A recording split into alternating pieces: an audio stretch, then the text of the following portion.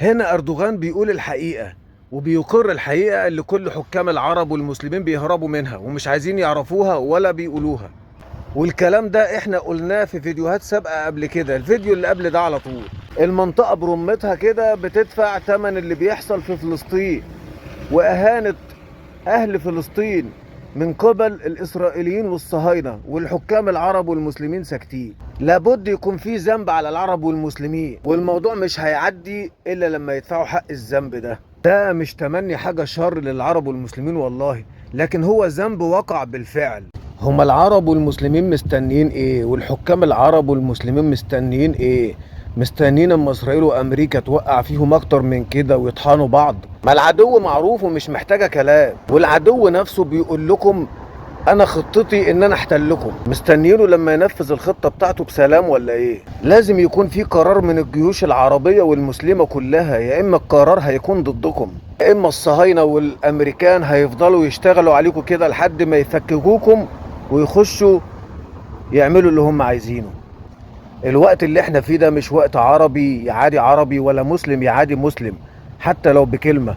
اللي عنده كلمة حلوة طيبة يقولها، غير كده محدش يتكلم. الخطة الجديدة بتقول ان العرب والمسلمين يضربوا في بعض.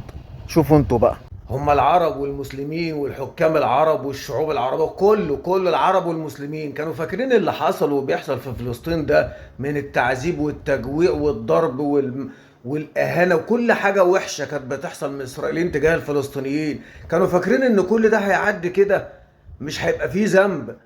يعني إيه يعني؟ مش فاهم. هو ربنا موجود يا جماعة؟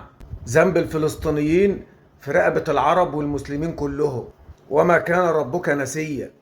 دول يهود وبيطالبوا بالحرية لفلسطين، ومش عاجبهم اللي بيحصل من إسرائيل تجاه الفلسطينيين، وبينزلوا الشوارع في أمريكا يعملوا مظاهرات ووقفات احتجاجية علشان بيطالبوا بحرية فلسطين والفلسطينيين.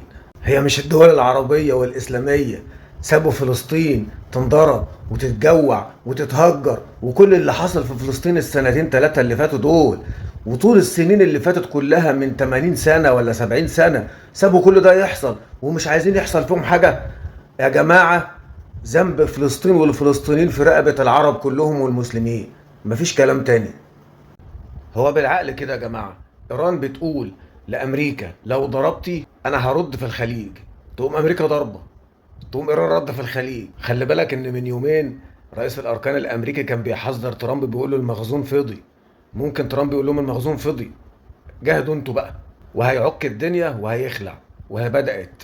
والعرب انجروا ورا ترامب اللي المستغط بيه عريان، والنتن فضي بقى لفلسطين.